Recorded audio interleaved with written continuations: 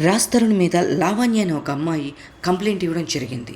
వీరిద్దరూ 2012 నుంచి రిలేషన్లో ఉన్నానని, బట్ ఇప్పుడు తన్ని వదిలేశాడు అని చెప్పేసి హీరో రాజ్ తరుణ్ మీద లావణ్య అనే ఒక అమ్మాయి కంప్లైంట్ ఇవ్వడం జరిగింది.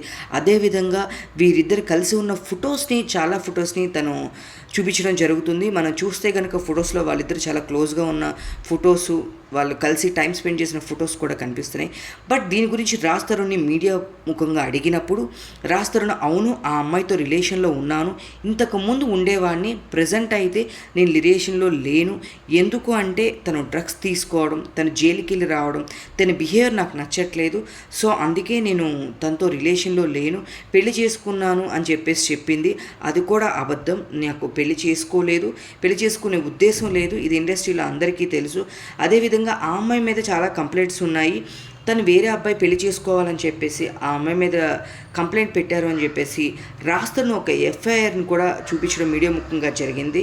కానీ ఆ అమ్మాయి మాత్రం రాజ్ తరుణ్ నన్ను వేరే హీరోయిన్తో ఉండడం, నన్ను పట్టించుకోకుండా ఉంటున్నాడు అని చెప్పేసి రాతపూర్వకంగా నార్సింగ్ పోలీస్ స్టేషన్లో లావణ్య కంప్లైంట్ ఇవ్వడం జరిగింది గురువారం రోజున. ఇది మనం అందరం చూస్తూనే